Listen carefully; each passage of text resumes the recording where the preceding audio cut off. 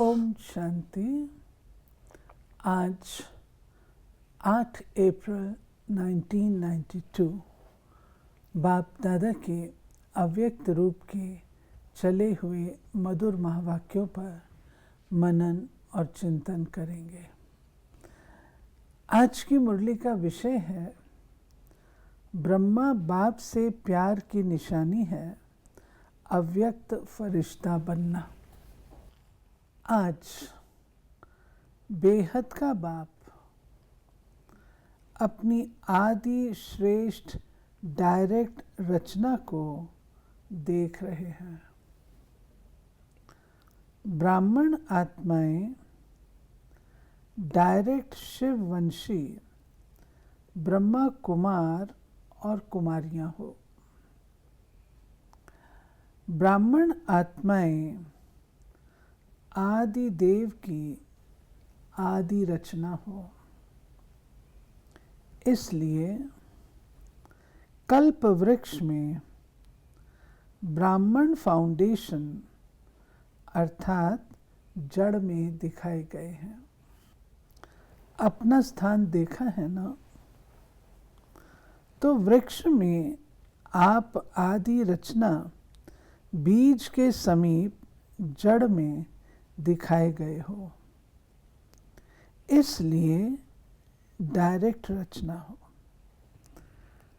बाबा कह रहे हैं कि आप ब्राह्मण आत्माएं शिववंशी ब्रह्मा कुमार कुमारियां, और बाबा ने ऐसा क्यों कहा आदि श्रेष्ठ रचना? ये मुरली सारी पूरे कल्प वृक्ष पर, सृष्टि रूपी वृक्ष के इतिहास पर है। उसमें बाबा ने बताया है कि कुछ पेड़ जो होते हैं उनके जो पत्ते हैं वो पहले जड़ निकलती है, बीज से जड़ निकलती है, जड़ से धरती के ऊपर तना आता है, तना के ऊपर जाते जाते रास्ते में ब्रांचेज आती हैं। तो जहाँ तक तना निकलने से पहले जो प्रोसेस है वो बाबा डिस्क्राइब कर रहे हैं कि आदि उसको कहते हैं, शुरुआत। शुरुआत तो इसलिए, और श्रेष्ठ भी कहा शुरुआत इसलिए कि बीज से जड़ निकली नीचे ही नीचे, ये गुप्त भी होता, दिखता नहीं है। तो सबसे ज़्यादा ताकतवर कौन होगा? जो सीधा बीज से निकलेगा। उसके बाद तो जो एनर्जी है वो डिस्ट्रीब्यूट होती जाएगी, तने में जाएगी, फिर ब्रांचेज में जाएगी, फिर सब ब्रांचेज में जाएगी।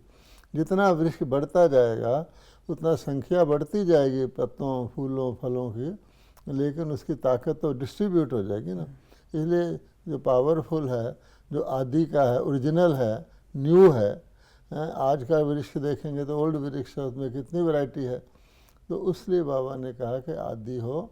और आगे जाके बाबा ने बताया शिव की संतान और ब्रह्मा की संतान हो। क्यों? कि बाकी जब ऊपर जाते हैं तो ब्रांचेज जो होती हैं वो उनका बीज से डायरेक्ट कनेक्शन नहीं होता, इनडायरेक्ट हो जाता है। जैसे क्रिश्चियंस हैं फॉर एग्ज़ाम्पल, वो अपना धर्म पिता किसको मानेंगे? क्राइस्ट को। और क्राइस्ट के पीछे जाओ तो उसका आदि पिता जो होगा वो ब्रह्मा होगा, एडम होगा। उसके ऊपर तो गॉड होगा। तो गॉड से ना उनका डायरेक्ट कनेक्शन है, न एडम से डायरेक्ट कनेक्शन है, इनडायरेक्ट हो गए ना। इसलिए आदि शब्द उनके लिए लगता है। अन्य आत्माएं डायरेक्ट मात पिता अर्थात शिव बाप और ब्रह्मा माता अर्थात डायरेक्ट परमात्म रचना नहीं है। आप डायरेक्ट मात पिता की रचना हो। दुनिया में भी आप देखेंगे जितने धर्म वाले हैं अपने धर्म स्थापक को फादर कहेंगे, डिवाइन फादर, है ना। मदर है वहाँ नहीं। हमेशा इसके लिए वो हमेशा मदर को कहते नहीं, भारत में कहते हैं तो माता पिता, है ना, माँ या तुम ही हो, माता पिता तुम ही हो। ये डायरेक्ट का हो गया नहीं, वो तो अडॉप्टेड हो गए। फर्क है ना। आप आदि रचना और अन्य धर्म आत्माओं की रचना, दोनों में अंतर है। आप परमात्म रचना अपने रचयिता माता पिता दोनों को अच्छी तरह से जानते हो। अन्य धर्म की आत्माएं आप तना से निकली हैं। आप जड़ भी हो और तना भी हो। ब्राह्मण रूप में वृक्ष की जड़ में हो और देवता रूप में वृक्ष के तना हो। यानी सरफेस के ऊपर जो वृक्ष का तना निकलता है, देखने में तो यही आता ना, तना और तना के ब्रांचेस, लेकिन उसके नीचे जड़ होती है। तो भगवान कहते हैं कि ब्राह्मण रूप में आप जड़ में हो, ब्रह्मा की संतान, ब्रह्मा को क्रिएटर कहा जाता है, और देवता फिर भी क्रिएशन में आ जाते हैं, इसलिए वो तने के नीचे से लेकर होते हैं। बाबा कहते हैं और सभी धर्म आप तना से निकलते हैं, तो आप डायरेक्ट रचना का कितना महत्व है। डायरेक्ट बीज के साथ संबंध है, उन्हों का इनडायरेक्ट संबंध है, आपका डायरेक्ट है। आप सभी रूहानी नशे से कहेंगे हम परमात्म संतान हैं। जो भी धर्म वाली आत्माएं आती हैं वह सभी अपने को क्रिश्चियन, बौद्धि, इस्लामी कहलाएंगे। डायरेक्ट शिववंशी व आदि देव ब्रह्मा की रचना नहीं कहलाएंगे। क्राइस्ट वंशी क्रिश्चियन कहेंगे। धर्म पिता क्राइस्ट के क्रिश्चियन हैं, यही जानते हैं। वो सभी धर्म पिता के वंश हैं और आप कहेंगे परमात्मा के, परम पिता के।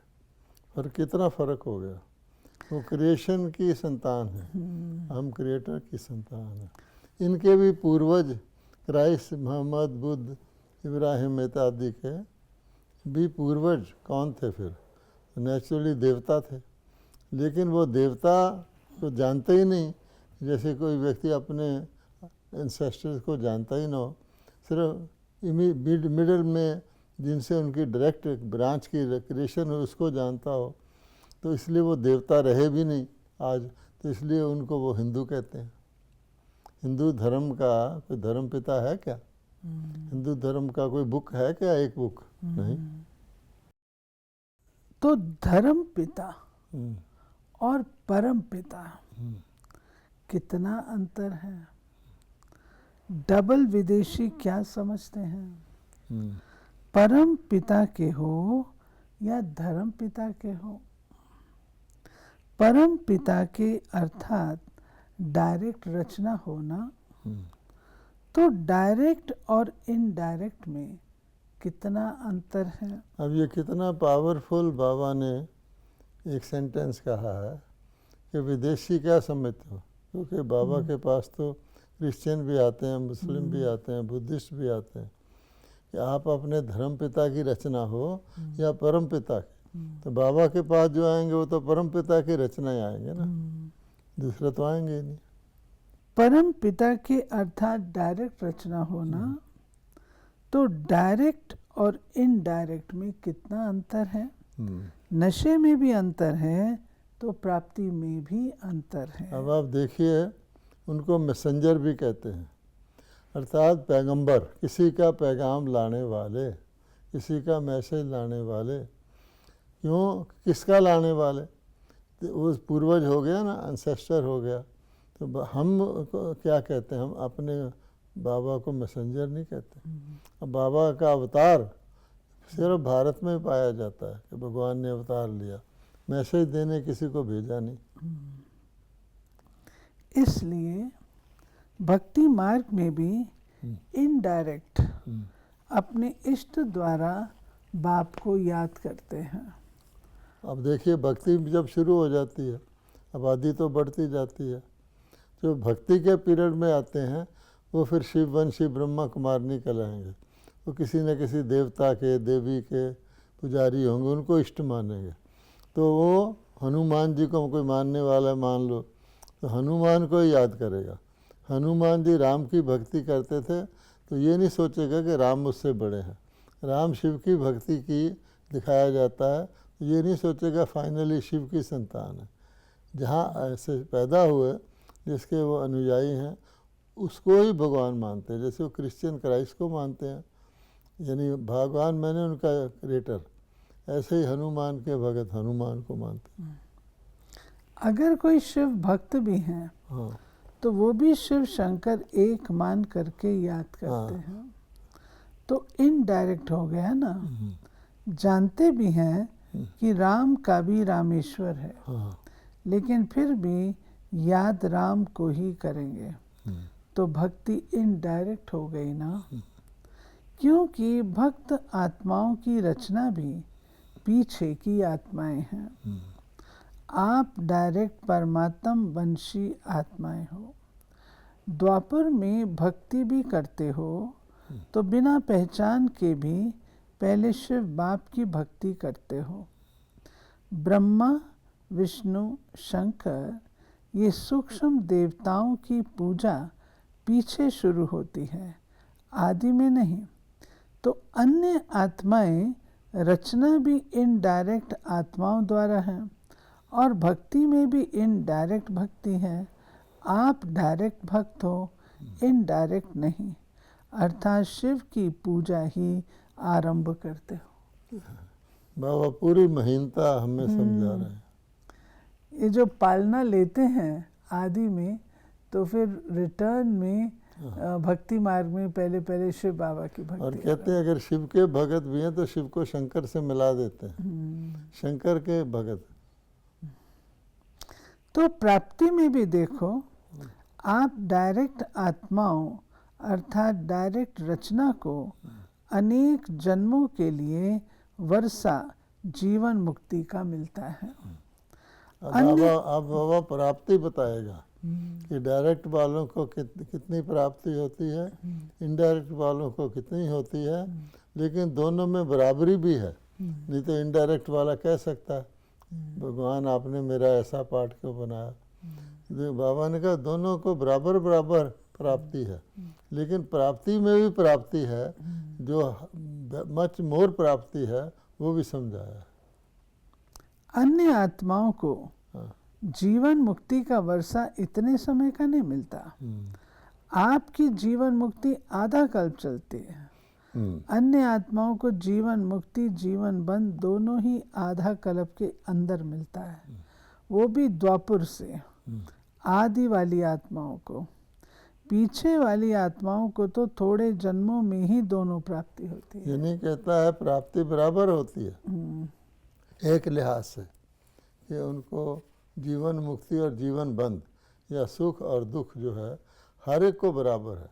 कि कलयुग में भी आएगा, उसके 2 जन्म भी होंगे, तो एक जन्म बंधन मुक्त होगा, एक बंधन वाला। एक जन्म भी होगा तो आधा आधा होगा। लेकिन बाबा कहता है उसकी ड्यूरेशन देखो, और जो आदि में आ गए उनका भी आधा आधा है, लेकिन उनका आधा किस में है, सतो प्रधान या सतो स्टेज में है। उनका आधा किसी का रजो में है, किसी का तमो में है, तो पीरियड भी कम है। और विशेषता यही है आपकी जीवन मुक्ति अर्थात गोल्डन सिल्वर एज चक्कर के भी गोल्डन सिल्वर समय पर प्राप्त होती है। आपकी गोल्डन एज है तो युग भी गोल्डन एज का है, प्रकृति भी गोल्डन एज है। चक्र को अच्छी तरह से जानते हो ना।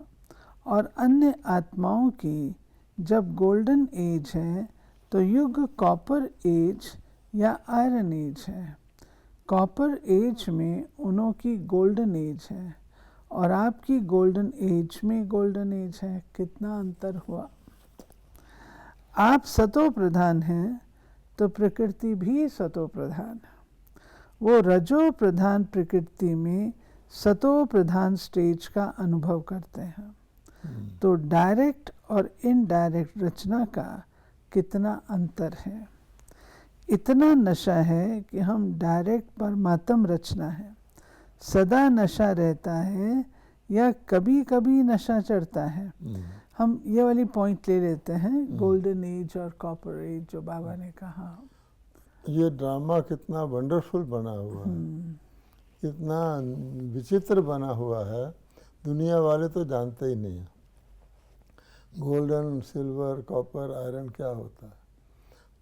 लेकिन बाबा समझाते हैं एक पूरा पीरियड दुनिया का, नई दुनिया, उसको गोल्डन एज कहते हैं। तो गोल्डन एज दुनिया की भी हो और उस दुनिया में बसने वालों की भी हो तो कितना फ़र्क हो गया। गोल्डन एज की दुनिया, गोल्डन एज की आत्माएं, गोल्डन एज की प्रकृति। जैसे मान लो देवताई दुनिया है, शुरू आदि की दुनिया है।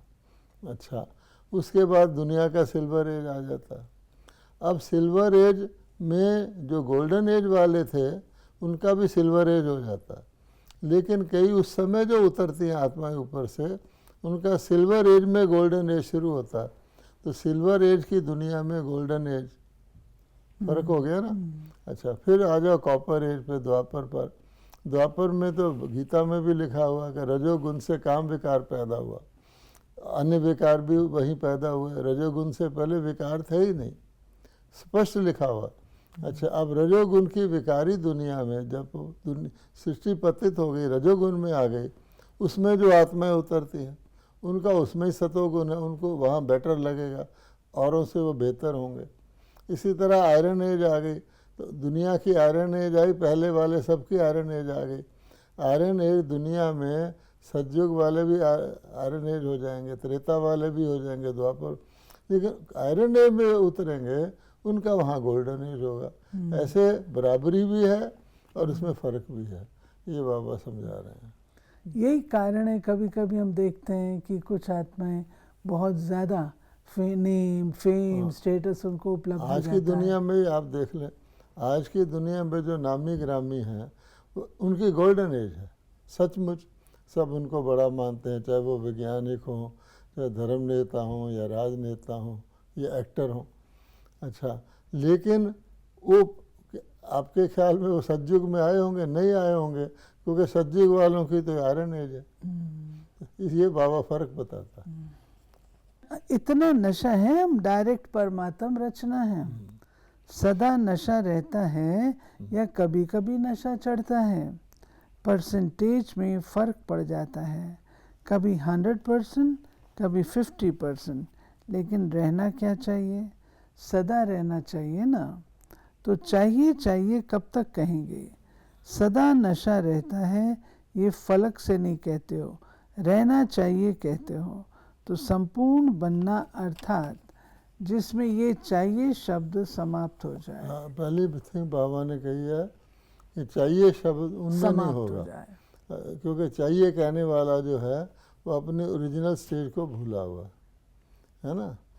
ये है, सभी के मुख से ये निकले कि सदा है, उसके लिए कितने वर्ष चाहिए? बाप भी चाहिए पूछता है, कितने वर्ष चाहिए? 10 चाहिए कि उससे भी ज़्यादा व कम चाहिए? औरों को चैलेंज करते हो, सेकंड में मुक्ति, जीवन मुक्ति का वर्षा लो। अगर आपने मुकाबला ही करना हो तो आज की दुनिया में भी देख लो, जो बूढ़े लोग हैं और जो नए बच्चे पैदा हो रहे हैं, तो नए बच्चे तो नए हैं ना। अच्छा, लेकिन अगर उनकी मजबूत हड्डी देखनी हो तो आपको पता लगेगा कि बूढ़ा व्यक्ति ताकतवर थे। एक उर्दू में कहते भी हैं, खंडर बता रहे हैं अमारत हसीन थी। ये उसके बुढ़ापे में भी पता लगता है कि इनमें कोई दम है, हैं? वो लोग जो थे अपने समय में फुल बाल्टी पानी की उठा लेते थे। आज बच्चे को प्लास्टिक की बाल्टी दो उठाने को तो बच्चा मुड़ जाता है। फर्क हो गया ना, बाल्टी तो बाल्टी है। इसलिए सतो रजो तमो का ज्ञान बहुत इम्पोर्टेंट है। आप सोचिए, सतोगुनी दुनिया जिसको सतयुग कहते हैं, स्वर्ग कहते हैं, बहिष्ठ कहते हैं, वहाँ शूद्र होंगे? हो ही नहीं सकते। अच्छा, इसी प्रकार से रजोगुनी दुनिया है, वहाँ क्या क्षत्रिय और वैश्य और शूद्र होंगे? नहीं होंगे। तो ये अगर इनकी थ्योरी ली जाए तो ये कहेंगे सतयुग में भी ब्राह्मण, देवता, क्षत्रिय, वैश्य, शूद्र थे। तो वो गलत कहते हैं ना, क्योंकि बाबा कहता है युग के साथ वर्ण है। सतयुग में देवता ही देवता है, द्वापर में वैश्य ही वैश्य है, और कलयुग में कहने को तो जी नहीं करता, शूद्र ही शूद्र है, क्योंकि 5 विकार हैं। देखने में कितने भी सिविलाइज्ड लगे, लेकिन क्या उनकी आइज सिविल हैं या क्रिमिनल है या क्रिमिनलाइज्ड हैं? आप देख लीजिए, सारी दुनिया की आत्माओं की दृष्टि वृत्ति खराब, बुरी नज़र हो गई है। हर ट्रक के पीछे लिख देते हैं, बुरी नज़र वाले तेरा मुंह काला। ये फर्क है। बाबा कहते औरों को चैलेंज करते हो, सेकंड में मुक्ति जीवन मुक्ति का वर्षा लो, या कहते हो 25 वर्ष में वर्षा लो। कितने वर्ष चाहिए ये बता दो, नहीं तो दूसरा वर्ष समाप्त होगा, फिर यही गीत गाएंगे कि अभी समय चाहिए। ये चाहिए का गीत कितने समय का है? गीत का भी 3 व 5 मिनट टाइम होता है। हाँ। तो सेवा करो, मेवा खाओ।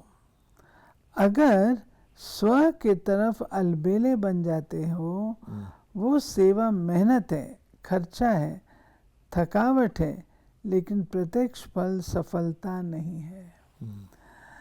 पहले स्व को सफलता, साथ में औरों को भी सफलता की अनुभूति हो। बाबा कहता है अगर साथ साथ हो। सेल्फ की तरफ ध्यान नहीं दोगे तो दूसरी तरह की सेवा करोगे, उसमें मेहनत है, उसमें थकावट है, तीर नहीं लगेगा। सेवा में सेवा और योग दोनों ही साथ साथ क्यों नहीं रहता? उसका कारण क्या? एक को देखते हो तो दूसरा ढीला होता है, दूसरे को देखते हो तो पहला ढीला होता है। इसका कारण क्या? कारण है कि सेवा के प्लान तो बहुत अच्छे अच्छे बनाते हो, लेकिन प्लेन बुद्धि बन प्लान नहीं बनाते। प्लेन बुद्धि अर्थात सेवा करते और कोई भी बात बुद्धि को टच नहीं करे, सिवाय निमित्त भाव और निर्माण भाव। अगर सेवा कर रहे हैं, प्योर सेवा, निष्काम सेवा, तो निमित्त बन के सेवा और नम्रता निर्माणता से सेवा, तब बाबा कहता है वो सेवा होगी। अगर सेवा कर रहे हैं लेकिन अपना स्वार्थ है, मेरे कुछ शान हो जाए, मेरा कुछ नाम निकल आए, तो फिर बाबा कहता है वो मेहनत करवाएगी। निर्माण करते निर्माण स्थिति की कमी हो जाती है। कर रहे हैं विश्व निर्माण, हाँ, और अपनी स्थिति निर्माण नहीं है। शुभ भावना, शुभ कामना का बीज ये निमित्त भाव, निर्माण भाव। हद का मान नहीं, लेकिन निर्माण अगर बुद्धि में और अयथार्थ भाव का किचड़ा मिक्स हो जाता है, तो जो सेवा का प्लान बनाते हो उसमें भी रत्न जड़ित के साथ साथ पत्थर भी जड़ जाते हैं, रत्न और पत्थर मिक्स हो जाते हैं। अब आप देखिए, ये बाबा ने स्पिरिचुअल अवस्था बताई है, बाबा कहता है रतन, लेकिन आप देखिए हमें बताया गया है ना कि सतयुग और त्रेता में सोने के महल थे, उसमें रतन जड़ित था, और आज क्या है, सीमेंट के महल और उसमें पत्थर जड़ता। आप सारे इंडिया में घूम के देख लीजिए, पत्थरों की जड़त लगाई जाती है, और उसको लोग बड़े खुश होकर देखते हैं। क्या शानदार पत्थर लगाए हैं, रंग बिरंगे लगाए हैं, सेलेक्ट करके लगाए हैं, तो पत्थर बुद्धि को पत्थर भी यही ठीक लगता है। 9 रत्न जड़ेंगे तो एक पत्थर मिक्स करेंगे। कोई भी चीज़ में 9 रियल और 1 आर्टिफिशियल हो तो वैल्यू क्या होगी? और ही लेने वाले के भी संकल्प चलेंगे, ये 9 भी रियल हैं या मिक्स हैं। डाउट पैदा करेंगे कि नहीं कि भी एक पत्थर आ गया, बाकी के 9 को भी टेस्ट करेगा कि भी वो भी पत्थर, उनमें तो पत्थर तो नहीं है, सारे ही पत्थर तो नहीं है। अगर प्लेन बुद्धि है और सेवा का प्लान इतना बड़ा नहीं भी है, फिर भी प्लेन बुद्धि वाले को नुकसान नहीं है, बोझ नहीं है। सेवा का फायदा कम है, लेकिन नुकसान तो नहीं है ना। मिक्सचर बुद्धि में तो नुकसान है। जब स्वयं संपन्न बनो तब विश्व परिवर्तन का कार्य संपन्न होगा।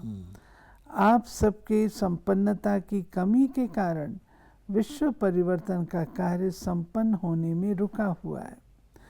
प्रकृति दासी बन आपके सेवा के लिए इंतजार कर रही है। ब्राह्मण आत्माएं ब्राह्मण सो फरिश्ता, फिर फरिश्ता सो देवता बने तो हम दिल व जान सिक व प्रेम से सेवा करें, क्योंकि सिवाय फरिश्ता बने देवता नहीं बन सकते। ब्राह्मण से फरिश्ता बनना पड़े। फरिश्ता का अर्थ ही है जिसका पुरानी दुनिया, पुराने संस्कार, पुरानी देह के प्रति कोई आकर्षण का रिश्ता नहीं। तीनों में पास चाहिए, तीनों से मुक्त। वैसे भी ड्रामा में पहले मुक्ति का वर्षा है, फिर जीवन मुक्ति का। तो फरिश्ता अर्थात मुक्त, और मुक्त फरिश्ता सो जीवन मुक्त देवता बनेगा। अच्छा, हर चीज कितनी अप्रोप्रिएट है। चारों ओर के आदि पिता के आदि रचना, डायरेक्ट रचना, श्रेष्ठ आत्माएं, सर्व जीवन मुक्त का वर्षा, अनेक जन्म प्राप्त करने वाली आत्माएं, सर्व ब्राह्मण सो फरिश्ता, फरिश्ता सो देव आत्मा बनने वाली अधिकारी आत्माएं, सदा प्लेन बुद्धि बन सेवा के प्लान में सफलता प्राप्त करने वाली आत्माएं, बाप से सच्चा स्नेह, सच्चा प्यार निभाने वाली सर्व समीप आत्माओं को बाप दादा का याद, प्यार और नमस्ते। तो ये थी बाबा की आज की मुरली, जिसमें बाबा ने हम बच्चों को फरिश्ता बनना है लक्ष्य दिया, और बाबा से प्यार है तो फरिश्ता बनना होगा। और जो तीन शब्द बाबा ने कहे, निमित्त, निर्माण और निर्माण, जो हमें नशा चढ़ाया आदि श्रेष्ठ रचना का, डायरेक्ट रचना, ये सब बातें हमारी खुशी को बढ़ाती हैं और हमारे नशे को बढ़ाती हैं।